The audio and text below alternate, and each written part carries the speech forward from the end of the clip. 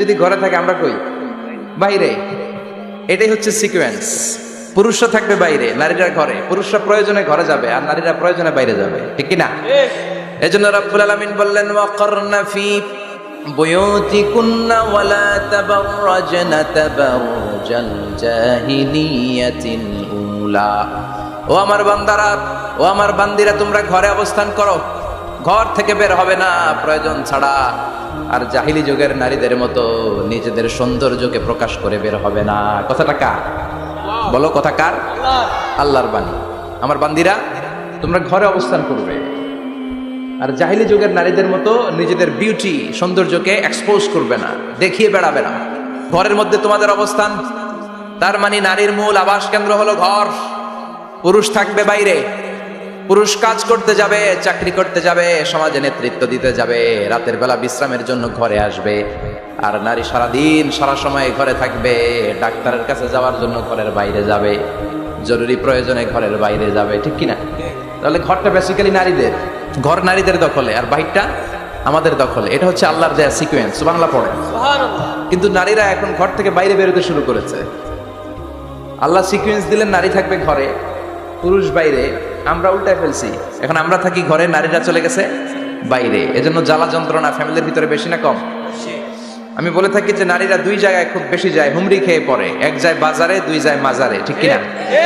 মাজারে যায় অনেক, ছেলে নাই মেয়ে নাই, ভাবে যে মাজার থেকে সন্তান পাওয়া যায়। এরকম আছে না নাই?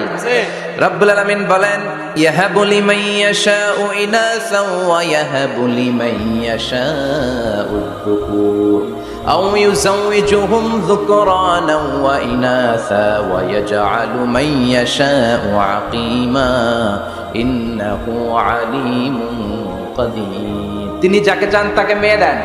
আগে মেয়ের কথা বললেন, আগে ছেলে বলে নাই। তার মানে মেয়ের ভিতরে বরকত বেশি না কম? বেশি। আল্লাহ যাকে চান তাকে মেয়ে দেন, আল্লাহ যাকে চান তাকে ছেলে দেন, আবার যাকে চান তাকে ছেলেও দেন, মেয়েও দেন, আবার যাকে চান তারে ছেলেও দেন না, মেয়েও দেন না। তিনি কে? আল্লাহ। এজন্য চাইতে হবে তার কাছে। মাজারে যে যাওয়া যাবে না। আমার বোনেরা, খবরদার খবরদার খবরদার, মাজারে যে কিচ্ছু যাবেন না। মাজারে তো আপনাদের যাওয়ারই দরকার নাই, কারণ নারীদেরকে কবরের সামনে যে কবর জিয়ারত করতে নিষেধ করেছেন মুহাম্মদ সাল্লাল্লাহু আলাইহি ওয়াসাল্লাম। কারণ নারীরা দুর্বল চিত্তের অধিকারী হয়, রক্ত দেখলে ভয় পায়, পায় না? আমরা ভয় পাই, আমরা তো জবাই করি। আমরা কুরবানির সময় আল্লাহু আকবার, রক্ত দেখলে আমরা ভয় টয় পাই না। নারীরা রক্ত দেখলে ভিড়কে ওঠে, ওরা ভয় পায়। এজন্য পৃথিবীর কোন দেশের সেনাবাহিনীর প্রধান, চিফ ইন মিলিটারি, আপনি নারী দেখাতে পারবেন না। পৃথিবীতে এতগুলো দেশ, কোন দেশের সেনাপ্রধান নারী আছে? থাকলে আমরা জানা।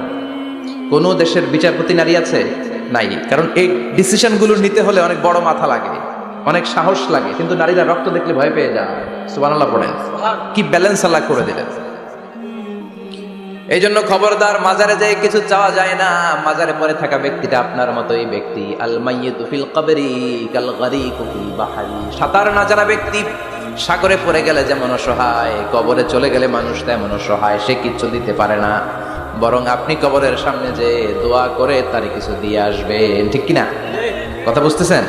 এজন্য মায়েরা, বোনেরা, আবারও বলি, খেয়াল করে শুনবেন। মাজারে যাওয়া যাবে না, মাজার কেন্দ্রিক হওয়া যাবে না। চাইতে হবে কার কাছে? দিতে পারে একজন, তিনি কে? কেউ যেটা দেখে না দেখে কে? কেউ যেটা শোনে না শুনে কে? কেউ যেটা পারে না পারে কে? এজন্য চাইবো কার কাছে? 24/7 সবসময় দেওয়ার জন্য ধনভাণ্ডার নিয়ে তিনি প্রস্তুত, কিন্তু আমরা চাই না।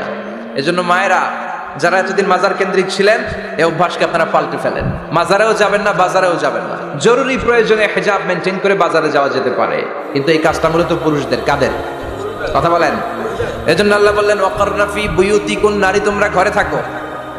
কিন্তু ঘরে না থেকে এখন বাজার কেন্দ্রিক, মাজার কেন্দ্রিক। ঘরে থাকতে চায় না। ঘরেই যে আল্লাহ কত দায়িত্ব দিয়েছে নারীদের। এক একটা ঘর, এক একটা ফ্যামিলি, এক একটা ফ্যামিলি, এক একটা ইনস্টিটিউশন, প্রতিষ্ঠান।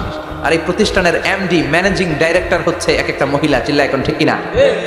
রব্বুল আলামিন নারীদেরকে ঘরের এমডি বানালেন, বাড়ির এমডি, ম্যানেজিং ডাইরেক্টর। অনেক কিছু ম্যানেজ করতে হয়। ফুড ম্যানেজমেন্ট জানা লাগে, কুকিং ম্যানেজমেন্ট জানা লাগে, রেয়ারিং আপ দ্য চিলড্রেন জানা লাগে, ডিপ্লোমাসিও জানা লাগে। কেমন করে রান্না করবে এটা জানতে হয়, কেমন করে ঘরকে ক্লিন রাখবে জানতে হয়, কেমন করে ছেলে মেয়েকে লালন পালন করতে হবে জানতে হয়, কেমন করে স্বামীর মন জুগিয়ে শাশুড়ির মন জুগিয়ে চলতে হয় সেটাও জানতে হয়। এটার বলে ডিপ্লোমাসি। কূটনৈতিক জ্ঞান না থাকলে আরেক বাড়ির মাইয়া নতুন এক বাড়িতে যাইয়া সবার সাথে মিলেমিশে চলতে পারে? কথা কর। তো আপনার ডিপ্লোমেসি জানা লাগে, আপনার food management, cooking management, washing management, rearing up the চিলড্রেনদেরকে কিভাবে বড় করতে হয় এটা জানতে হয়। তো এত দায়িত্ব থুইয়া আপনার ম্যানেজিং ডাইরেক্ট দায়িত্ব দিয়ে আপনি বাইরে যান কেন? কথা বলেন। এজন্য আল্লাহ বললেন ওয়াকারনা ফি বুয়ুতিকুন্না, ঘরে থাকবা। ঘরে থাকলে ওই ঘরটারে বরকতময় করে দেয় কে? আল্লাহ। দেখবেন যেই ঘরে নারী থাকতে পারে না ওই ঘরটা উস্কো খুস্কো, রুক্ষ, ভালোবাসার ছোঁয়া নাই, ওই ঘরের মধ্যে মাধুর্যতা নাই, প্রেম নাই, মমতা নাই, সব কেমন যেন অগোছালো। কারণ নারীর হাত পেলে একটা ঘর যেরকম সুন্দর হয়, নারীর হাত না লাগলে ঘরটাকে ওই রকম সুন্দর করে সাজানো যায়। মাঝে মাঝে আমরাও ঘর গুছাই, মাঝে মাঝে আমরাও ঘরকে পরিচ্ছন্ন করতে চাই, কিন্তু মেয়েরা যেমন করে সাজায় আমরা তেমন করে পারি নাকি? কথা কয় না? কথা বলেন। পারি। আমরাও মাঝে মাঝে রান্না করি, মহিলা রান্না করলে যেই স্বাদ হয় আমাদেরটা ওইটা হয়। কথা বলেন। এজন্য আল্লাহ বললেন ওয়াকারনা ফি বুয়ুতিকুন্না, ঘরে থাকবা। পুরুষরা থাকবে বাইরে, তোমরা প্রয়োজনে বাইরে যাবা। আর পুরুষরা রাত্রি বেলায় বিশ্রামের প্রয়োজনে ঘরে আসবে। কার কথা? কার কথা? আবার আল্লাহ নারীদেরকে বললেন চোখ নামাও, আমাদেরকেও বললেন চোখ নামাও, তাদেরকেও বললেন চোখ নামাও। ওয়াকুল্লিল মুমিনাতি ইয়াগদুদনা মিন আবসারিহিন, ও নবী নারীদেরকে বলেন তারাও যেন পরপুরুষ দেখলে চোখ নামিয়ে রাখে। ওয়াহফাজনা ফুরুজাহুন্না, তারা যেন তাদের প্রাইভেটসকে হেফাজত করে। ওয়ালা ইউবদিনা যিনাতাহুন্না ইল্লা মা যাহারা মিনহা, দেহের সৌন্দর্য যেন বের না করে দেয়। ওয়ালিয়াদরিবনা বিখুমুরিহিন্না আলা জুয়ুবিহিন্না, আর তাদের বুকের উপরে যেন একটা চাদর নামিয়ে দেয়। সুবহানাল্লাহ। ওড়নাটা যেন উন্নত বক্ষটা তারা ঢেকে রাখে। এখন বুকের উপরে ওড়না থাকে না, ওড়না থাকে গলায়, ঠিক কিনা? অবশ্য এইখানে যে বোনেরা আসছে এদের এই সমস্যা নাই, এরা সবাই বোরকা পরে আসছে, এদের আত্মীয় স্বজনের মধ্যে ঝামেলা থাকতে পারে। তো আপনারা যে পৌঁছে দিবেন, ওড়না থাকবে কোথায়? নারীদের বুকের উপরে ওড়না থাকবে, চাদর থাকবে, গলার মধ্যে ওড়না রাখার জন্য বলা হয় নাই। ওয়ালিয়াদরিবনা বিখুমুরিহিন্না আলা জুয়ুবিহিন্না, বুকের উপরে রাখো, নিজেকে ঢেকে রাখো, হেজাব করো। হেজাব করলে নারীর মর্যাদা বাড়িয়ে দেয় কে? আল্লাহ। সম্মানিত বোনেরা, নারী স্বাধীনতার কথা যারা বলে টেলিভিশনে, এগুলো শুনে আপনারা ভড়কে যাবেন না, এগুলো শুনে আপনারা পাগল হবেন না। মনে রাখবেন হেজাব আপনার অধিকার, হেজাব নারীর অধিকার, এটা নারীর সৌন্দর্যের প্রতীক। হেজাব নারীর আভিজাত্যের প্রতীক, হেজাব নারীর সৌন্দর্যের প্রতীক, আভিজাত্যের প্রতীক, তার রূপের প্রতীক, এটা তার অধিকার। চিৎকার করে বলেন ঠিক কিনা? কেমন করে হেজাব দেহ থেকে সরাতে হয়, কেমন করে দেহ থেকে কাপড় নামানো যায়, এটা হইল শয়তানের মিশন। এটা কি? শয়তান যখন নিষিদ্ধ ফল সাইয়েদনা আদম আর হাওয়া আলাইহিস সালামকে খাইয়ে দিল, সাথে সাথে জান্নাতের কাপড় পড়ে গেল। জান্নাতেও কাপড় খুলে দিল, দুনিয়াতেও খুলে। ঠিক কিনা? শয়তানের মিশনই এইটা, কাপড় যত কমানো যায়, কাপড় যত কমানো যায়। এজন্য খবরদার, আপনারা অনেক সম্মানিতা। খেয়াল রাখবেন, পৃথিবীতে যে জিনিসের মর্যাদা যত বেশি, সম্মান যত বেশি, যেটা যত বেশি দামি, ওইটা তত বেশি প্যাকেটের ভিতরে থাকে। ঠিক কিনা? ঝিনুকের ভিতরে থাকে মতি, মতি খোলা থাকে না। স্বর্ণ অলংকার, স্বর্ণের দোকানে যখন যাবেন দেখবেন শাটারের সামনে এত বড় বড় তালা, অন্য দোকানে এত মোটা তালা নাই। আবার যেখানে গ্লাস ফিটিং করা স্বর্ণ রাখা হয় ওইখানেও কয়েকটা লকার সিস্টেম আছে না নাই? ঘরে যখন আমরা অর্নামেন্টস রাখি, গহনা রাখি, ঘরের সবচেয়ে গোপন কক্ষের ভেতরে, গোপন আলমারির ভেতরে, গোপন সিন্ধুকের গোপন ড্রয়ারের ভেতরে কয়েকটা তালা মেরে স্বর্ণ রাখি। যেরকম ঠিক কিনা? 50,000 টাকার বান্ডিল নিয়ে যখন রাস্তায় বেরোয়, কেউ হাতে নিয়ে বেরোয় না, এমনি দেখা যায় না। এই যে দেখ 50,000, কখনো কাউরে 1000 টাকার নোট ধরেন, এটা 1000 টাকার নোট, 1000 টাকার নোট, কথা কয় না? 1000 টাকার নোট। এটা কাউরে দেখবেন যে 1000 টাকার নোটটারে এইভাবে করে এদিকে অর্ধেক আর এইভাবে এভাবে রেখে রাস্তায় হাঁটতেছে। কোনো পাগলও হাঁটবে? কোনো পাগলও হাঁটে না, কারণ দামি জিনিস। এটার হেজাব লাগবে, এটা নেকাব লাগবে, এটাকে প্যাকেট করতে হবে, এটাকে প্রিজার্ভ করতে হবে। এর জন্য যে নারীরা হেজাব করে তারা কোনোদিন ইফটিজিং এর শিকার হয় না। চিল্লায় বলো ঠিক কিনা? হেজাব যারা করে তারা বিপদে পড়ে না, কারণ হেজাব করলে একটা নারীকে জান্নাতের হুরপরির মতো লাগে। ঠিক কিনা? সম্মানে মাথাটা নিচু হয়ে আসে, তাকাতে গেলেও ভয় লাগে। আল্লাহু আকবার, কি সম্মান আল্লাহ দিলেন! এজন্য আমার মায়েরা বোনেরা, আপনাদের সম্মান রব্বুল আলামিন হেজাবের ভেতরে রেখেছে। হেজাব হচ্ছে আপনার সিকিউরিটি। হেজাব কি? এটা আল্লাহর দেয়া আপনার জন্য সিকিউরিটি। আপনি আপনার সিকিউরিটিকে নষ্ট করতে পারবে? এজন্য ইসলাম বলে খবরদার, নারী যদি কোনো দূরের জায়গায় সফর করে, দূরের রাস্তায় সফর করে, নারী যেই তো সম্মানিত, একা একা কোনো নারী যেতে পারবে না। সিকিউরিটির দরকার আছে না নাই? বডিগার্ডের দরকার আছে না নাই? কেউ যখন বাংলার জমিন থেকে মক্কায় উমরা করতে যায়, মাহরাম পুরুষ না থাকলে তারে ভিসা দেয়, কারণ সম্মানিতা, বডিগার্ড লাগবে। জানেন এটা? মাহরাম পুরুষ যদি না থাকে, এই মাহরাম হচ্ছে বডিগার্ড। মাহরাম পুরুষ না থাকলে উমরার ভিসা হয় না, হজের ভিসা হয় না, কারণ লম্বা সফর, আর যে সফর করবে সে সম্মানিতা। সম্মানিতা নারীর জন্য সিকিউরিটির দরকার আছে না নাই? বডিগার্ড লাগবে কি লাগবে না? কি সম্মান ইসলাম আমাদেরকে দিল বুঝলামই না আমরা। আপনাদেরকে প্রোটেক্ট করার জন্য, আপনাদের সিকিউরিটি এনশিওর করার জন্য আল্লাহ তাআলা হিজাবের বিধান দিয়েছে। চিল্লায় পড়েন সুবহানাল্লাহ। এজন্য নারীর সম্মান, নারীর মর্যাদা রব্বুল আলামিন হিজাবের ভেতরে দিয়েছে। আবার নারীর মধ্যেও হিজাবের তারতম্য আছে না নাই? যাদের বয়স বেশি তাদের হিজাব কম, যাদের বয়স কম তাদের হিজাব বেশি। সুবহানাল্লাহ, কি ব্যালেন্স!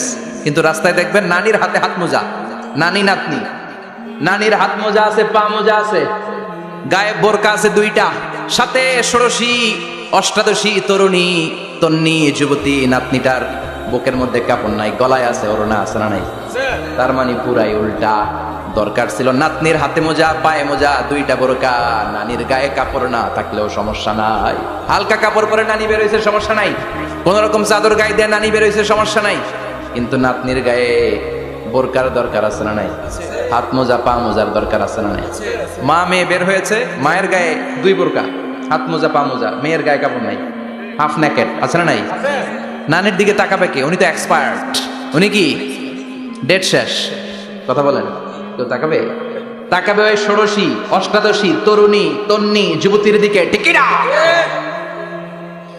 এজন্য ইসলাম বলে খবরদার, হেজাব ছাড়া বের হওয়া যাবে না, নিকাব ছাড়া বের হওয়া যাবে না। বিশ্বনবী বললেন, মা তারাকতু মিন বাদি আদাররা আলার রিজালি মিনান নিসা, আমি চলে যাব কিন্তু আমার পরে আমার পুরুষ উম্মতদের জন্য নারীর চাইতে বড় কোনো ফিতনা আমি রেখে যাই না।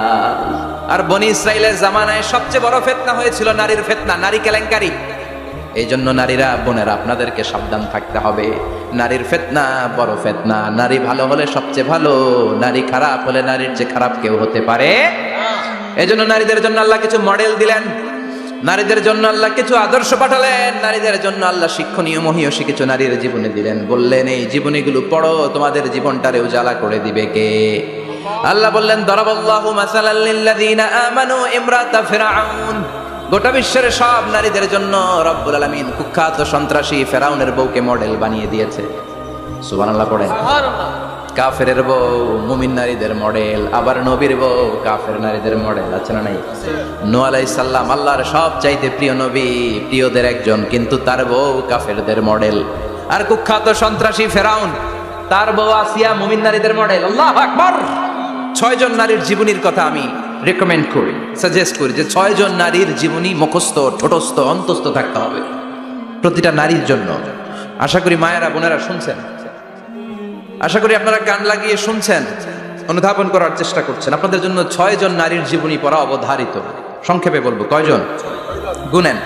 1 নম্বরে হচ্ছে হাজার, উম্মে ইসমাইল, সাইয়েদনা ইব্রাহিমের বউ, সাইয়েদনা ইসমাইল আলাইহিস সালামের আম্মা, নাম হলো হাজার। আমরা বলি বিবি হাজরা, আমরা কি করি?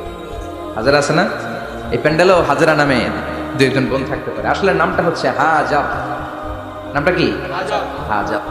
এই হাজার হচ্ছে আপনাদের 1 নম্বর মডেল। 2 নম্বর কুখ্যাত সন্ত্রাসী ফেরাউনের বউ আসিয়া আপনাদের 2 নম্বর মডেল। 3 নম্বরে ঈসা আলাইহিস সালামের আম্মা মারিয়াম আলাইহিস সালাম আপনাদের মডেল।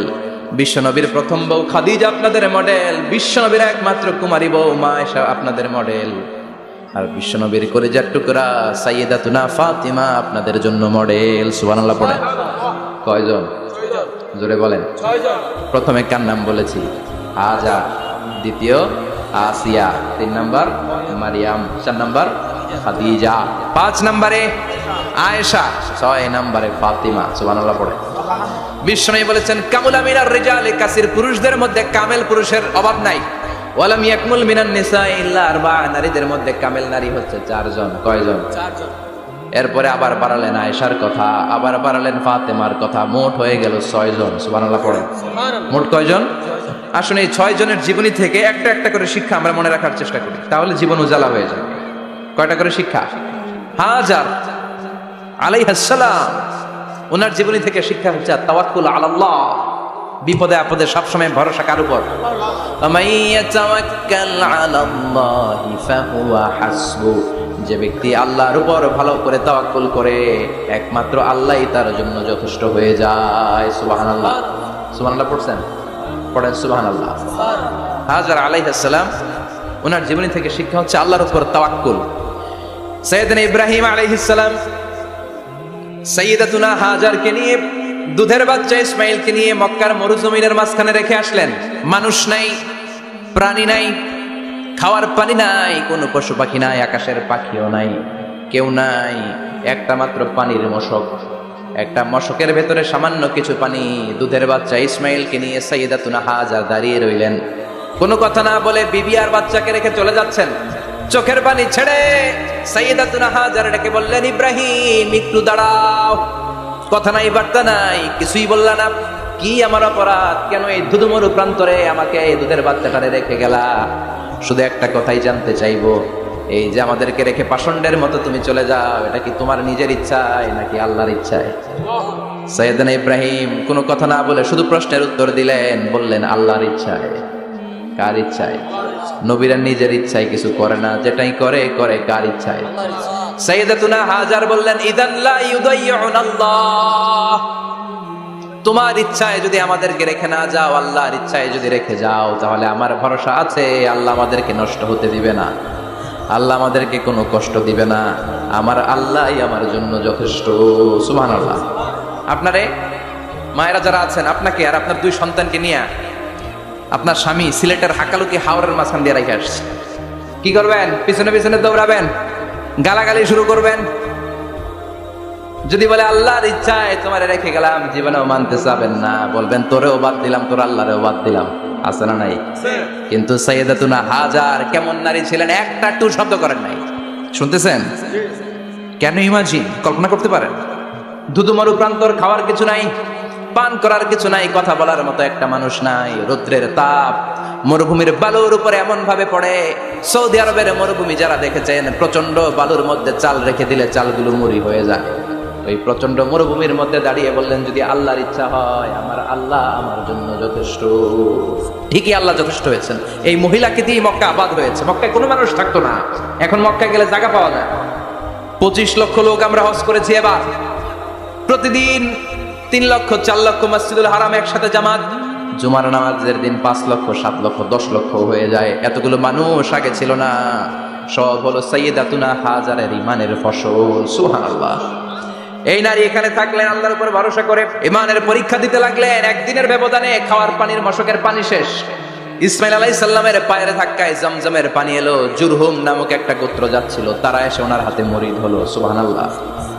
তারা এসে বলল, আমাদেরকে শুধু জমজমের পানি খেতে দেন, আপনি যা বলবেন সব আমরা মেনে নিলাম। শুরু হলো মক্কার আবাদ। হাজার হাজার মানুষ বাড়তে শুরু করলো। মক্কা শহরের এক্সপানশন হলো। গোটা বিশ্ব থেকে লক্ষ লক্ষ মানুষ এখন মক্কার দিকে ছুটে চিল্লায় বলেন, ঠিক কিনা? এজন্য আমার মায়েরা অনেক লম্বা জীবনী। তার একটা ঘটনাই বললাম, সাইয়্যিদাতুনা হাজার, ওনার জীবনী থেকে আমার মায়েদের বোনেদের জন্য শিক্ষা। তাওয়াক্কুল আলাল্লাহ। বাঁচি আর মরি, সুস্থ থাকি আর অসুস্থ থাকি, বিপদে থাকি আর যেই কোনো সমস্যায় থাকি না কেন, ভরসা করতে হবে একজনের উপর। তিনি কে? আল্লাহ। আল্লাহর উপর যে ভরসার মতো ভরসা করতে জানে, আমার আল্লাহই তার জন্য যথেষ্ট। ঠিক কিনা? তাহলে হাজার থেকে আমার বোনদের জন্য শিক্ষা হচ্ছে, তাওয়াক্কুল করবো আমরা কার উপরে? ভরসা রাখবো কার উপর? সবসময় তাওয়াক্কুল আলাল্লাহ, আল্লাহর উপর ভরসা করতে হবে। আমার মায়েরা, আমার বোনেরা। 2 নম্বরে বলেছি কার কথা? আসিয়া রাদিয়াল্লাহু তাআলা আনহা আলাইহাস সালাম, ফেরাউনের স্ত্রী। এই মহিলা অনেক দামি মহিলা, মুসা আলাইহিস সালামের পালক মা। সুবহানাল্লাহ পড়েন। নিজের সন্তান ছিল না, সাইয়েদনা মুসা আলাইহিস সালামকে লালন পালন করেছেন। গোপনে গোপনে মুসা আলাইহিস সালামের উপর ঈমান এনেছেন। গোপনে গোপনে রাত্রিবেলা তাহাজ্জুদ করে চোখের পানি ছেড়ে চাইতেন কার কাছে? ফেরাউনের বউ আর ফেরাউনের ফিনান্স মিনিস্টার, অর্থমন্ত্রীর বউ, 2 জন লুকিয়ে কালিমা পড়ে মুসলমান। ফেরাউন কিছু জানে না। সুবহানাল্লাহ। কি আল্লাহর খেলা! ফেরাউন লক্ষ লক্ষ বনি ইসরাইলের ছোট্ট বাচ্চাকে জবাই করেছে একটা বাচ্চাকে ঠেকানোর জন্য। নাম কি? মুসা। আর ফেরাউনের ঘরে আল্লাহ মুসাকে বড় করলেন। কোন? সুবহানাল্লাহ। লুকিয়ে লুকিয়ে ঈমান আনলো। ফেরাউনের বউ আসিয়া, অর্থমন্ত্রীর বউ, 2 জন মিলে ফেরাউনের কাছে ঘটনা পৌঁছে গেল, খবর পৌঁছে গেল। ফেরাউন ডেকে পাঠালো। দুধের বাচ্চাকে নিয়ে ফেরাউনের অর্থমন্ত্রীর বউ হাজির। কুখ্যাত সন্ত্রাসী ফেরাউনের নিজের বউ আসিয়াও হাজির। ফেরাউন বলে, এক আল্লাহর উপর কুফরির ঘোষণা দে, আল্লাহকে ভুলে যা, আমার পায়ের সামনে সেজদা দে, আমি মাফ করে দেব। আসিয়ার এক কথা, জীবন যাবে কিন্তু ঈমান যাবে। ফেরাউনের অর্থমন্ত্রীর স্ত্রীরও এক কথা, যে আল্লাহর কাছে আমরা মাথা নত করেছি, পৃথিবীর কোন শক্তির কাছে ওই মাথা আর নত হতে পারে না। ফেরাউন বলল, তাই নাকি, দেখি তোদের ঈমানের পাওয়ার কত বড়। অর্ডার করলো বিশাল বড় পাতিল নিয়ে আসো, কড়াই নিয়ে আসো, কড়াই ভর্তি তেল গরম করতে শুরু করো, টকবক টকবক করে কড়াইয়ের মধ্যে গরম তেল। ফেরাউন বলে, ও অর্থমন্ত্রীর স্ত্রী, তোমারে অনেক ভালো জানতাম, এখনই আমার পায়ের সামনে সেজদায় লুটিয়ে পড়ো, আল্লাহরে ছাড়ো, আমি তোরে ছেড়ে দেব। অর্থমন্ত্রীর বউ বলে, এত সোজা না। সুবহানাল্লাহ বলে। কি ঈমান? ঈমানের পথে অবিচল থেকে আমার মরণ যেন হয়, তোমারই কাছে মিনতি আমার, তোমারই কাছে মিনতি আমার, মহামহিম দয়াময়, ঈমানের পথে অবিচল থেকে আমার মরণ যেন হয়। পড়ে না আমি, আবার পড়ে না আমি। এক কথা, আল্লাহর সামনে মাথা নত করেছি, কারো সামনে করব না। ফেরাউন অর্ডার দিল, এই মহিলার দুধের বাচ্চাটারে টান দিয়ে আন, টকবক তেলের মধ্যে, কড়াইয়ের মধ্যে গরম তেলের মধ্যে ছেড়ে দে। মায়ের চোখের সামনে দুধের বাচ্চাকে গরম তেলের মধ্যে ছাড়ে। হিসাবটা কি সহজ নাকি? কথা বলেন। চিৎকার দিয়ে মা কেঁদে ওঠে, ছেড়ে দাও। ফেরাউনের নির্দয় অন্তরে দয়া হয় না। দুধের বাচ্চাটারে তেলের মধ্যে ছেড়ে দেওয়ার পরে মুহূর্তের মধ্যে ছেলেটা রোস্ট হয়ে যায়, কিন্তু ছেলেটা হাত উঁচু করে ডেকে বলে, মা ভয় পেও না, তোমরা দেখো টকবগে কড়াইয়ের ভেতরে তেল, আসলে মা এটা আগুন না, এটা জান্নাতের বাগান। ও মা, ফেরাউনের দিকে তাকাস না রে মা, আমার মতো দৌড় দিয়ে তেলের মধ্যে ঝাঁপ দে। আল্লাহু আকবার। ফেরাউনের অর্থমন্ত্রীর বউয়ের ঈমান দ্বিগুণ হয়ে যায়, তিনগুণ হয়ে যায়। সে বলে, ফেরাউন, গোটা পৃথিবীটারে এক পাশে করতে পারবি, কিন্তু আমার মাথাটা তোর পায়ের সামনে নোয়াতে পারবি? ফেরাউনের অর্থমন্ত্রীর ওই স্ত্রীকে বাচ্চার পরে ওই তেলের মধ্যে ঢেলে দেওয়া হলো। ওই মহিলাটাও রোস্ট হয়ে যায়। বাকি রইল ফেরাউনের বউ আসিয়া। কি নাম?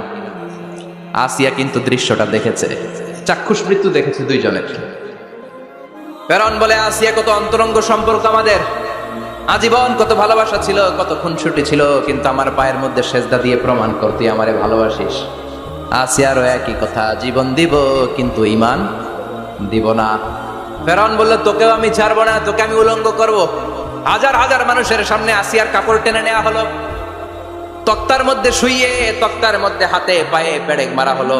হাতের এই পাশ দিয়ে পেরেক ঢুকে ওই পাশ দিয়ে বেরোয়, তক্তার এ পাশ দিয়ে ঢুকে ও পাশ দিয়ে বেরোয়, ফিনকি দিয়ে রক্ত বের করে। আসিয়া সহ্য করতে না পেরে ডেকে বলে, আল্লাহ, ফেরাউন থেকে তুমি আমারে বাঁচাও। এই দোয়াটা সূরাতুত তাহরিমে আল্লাহ সরাসরি কোট করেছেন, রব্বিবনিলি ইনদাকা বাইতান ফিল জান্নাহ, ও আল্লাহ মালিক, তোমার পাশে জান্নাতে একটা ঘর বানায়া দিও। এরকম একটা সঙ্গীত আছে না নাই? এই সঙ্গীতটা সরাসরি সূরাতুত তাহরিম আসিয়ার দোয়া থেকে কোট করা হয়েছে। পড়েন সুবহানাল্লাহ। মালিক তুমি জান্নাতে, তোমার পাশে আমায় একটি ঘর বানিয়ে দিও, একটি ঘর বানিয়ে দিও, সে বিভীষিকাময় মহাদিনে তোমার প্রতিবেশী করে নিও।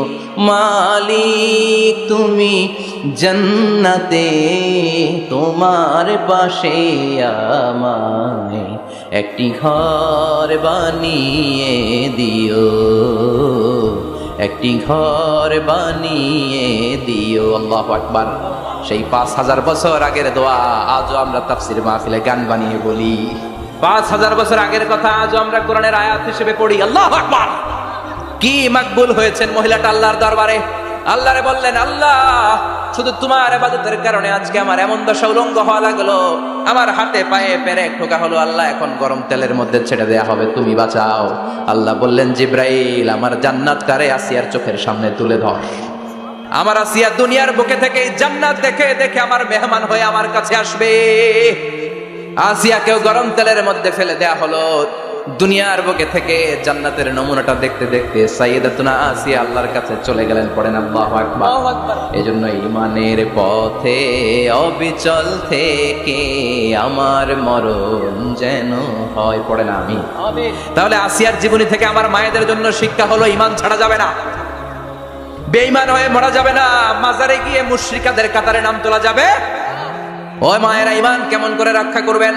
ঈমান কত বড় দামি জিনিস, ঈমান একজন নারীর মর্যাদা আল্লাহর কাছে কত বাড়িয়ে তোলে। আসিয়ার জীবনে এই শিক্ষাটা আছে না নাই? কথা কম, বোঝা যায়? বোঝা যায়। তাহলে প্রথমে জানলাম কার কথা? হাজারের কথা। হাজারার জীবনী থেকে শিক্ষা ছিল তাওয়াক্কুল করতে হবে একজনের উপর, তিনি কে? আল্লাহ। আসিয়ার জীবনী থেকে আমরা কি শিখলাম? ঈমান রক্ষা করতে হবে। জীবন যাবে, ঈমান যাবে, জীবন যাবে, ঈমান যাবে। 3 নম্বরে মারিয়াম আলাইহিস সালাম, আজীব একটা মহিলা, স্বামী ছাড়া তার পেটের ভেতরে সন্তান দিয়েছে কে? আবার ওনার নামে কোরআনে একটা সূরা দিয়েছে কে? কি নাম? সূরাতু মারিয়াম, কাফ হা ইয়া আইন সাদ, যিকরু রাহমাতি রাব্বিকা আবদাহু যাকারিয়া। আল্লাহু আকবার। কি সুন্দর সূরা, কি অন্তমিল, কি চমৎকার ঘটনার বর্ণনা। উনার নামেও সূরা, উনার ফ্যামিলির নামেও সূরা। উনার আব্বার নাম ইমরান, মায়ের নাম হান্না বিনতে ফাখুজ। উনাদের ফ্যামিলিটা আল্লাহর কাছে এত প্রিয়, আল্লাহর একটা সূরা দিলেন ইমরানের পরিবারের সূরা। কোন? সুবহানাল্লাহ। কোরআনের 3 নাম্বার সূরা, সূরাতু আলে ইমরান। কি নাম? সূরাতু। আবার কোরআনে আল্লাহ ওনাকে বলেছেন সিদ্দিকা, মানে সত্যবাদী নারী। আবার আল্লাহ বলেছেন ওয়ালাইসা যাকারু কাল উনসা, এটা এমন মেয়ে কোন পুরুষ এই মেয়ের মতো হতে পারে? ওনার মা হান্না বললেন, আল্লাহ আমার পেটে ছেলে না মেয়ে আমি জানি না। যখন মারিয়াম পেটে, আল্লাহ ছেলে হোক মেয়ে হোক বাইতুল মুকাদ্দাসের খাদেম হিসেবে তুমি কবুল করে নাও। আমার পেটে যা আছে তোমার জন্য মানত করে দিলাম। কিন্তু ভূমিষ্ঠ করার পরে দেখে মাইয়া, ভূমিষ্ঠ করার পরে দেখে কি? মেয়ে। ভাবছিল ছেলে, ছেলে হইলে খাদেম হবে, এখন মেয়ে। আল্লাহ বলে চিন্তা করো না, সাধারণ মেয়ে না, ওয়ালাইসা যাকারু কাল উনসা, এটা এমন মেয়ে কোন ছেলেরাও এই মেয়ের মতো হতে পারে। এই মেয়েকে দিয়ে দেওয়া হলো Baitul Maqdas, one of the major 3 mosques in Islam. ইসলামের সর্বশ্রেষ্ঠ 3টা মসজিদের একটা। এই বাইতুল মুকাদ্দাসের খাদেমা ছিল উনি।